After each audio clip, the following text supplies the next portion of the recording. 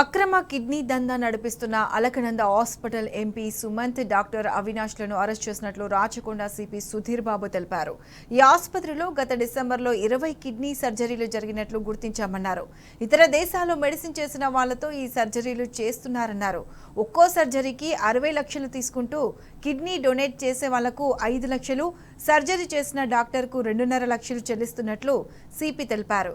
Activity ఎక్కువగా లేని hospitals ను ఎంచుకొని ఇలాంటి సర్జరీలు చేస్తున్నట్లు గుర్తించామన్నారు. గతంలో జనని హాస్పిటల్లో కూడా ఇలాంటి అక్రమ కిడ్నీ సర్జరీలు చేశారని సిపి తెలిపారు.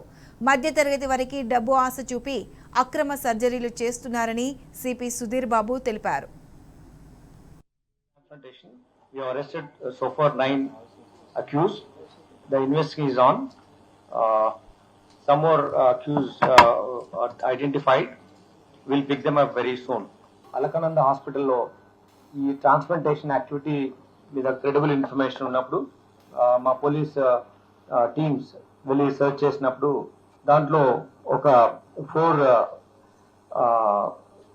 ఇద్దరు డోనర్స్ దెన్ 2 పేషెంట్స్ రిసిపెంట్స్ ఉన్నటువంటి పేషెంట్స్ కూడా ఉండడం జరిగింది. 4 ఉన్నారు. వాళ్ళను క్వశ్చన్ చేయడం వల్ల ఇక్కడ ఈ యాక్టివిటీ జరుగుతుంది అనేది మనకు అర్థమైంది. దీంట్లో సుమంత్ అనే అతను ఈ హాస్పిటల్ ను ఇక్కడ రన్ చేస్తున్నారు, మేనేజింగ్ డైరెక్టర్ గా అలకనంద హాస్పిటల్. దీంట్లో డాక్టర్ అవినాష్ అనే అతను సర్జరీ ఇవి కండక్ట్ చేయడంలో మెయిన్ కీ రోల్ ప్లే చేస్తున్నాడు. ఈ అవినాష్ అతను చైనాలో ఆయన బేసిక్ మెడిసిన్ చేశారు. దాని తర్వాత డిప్లొమా ఇన్ సర్జరీ పూణేలో చేశారు.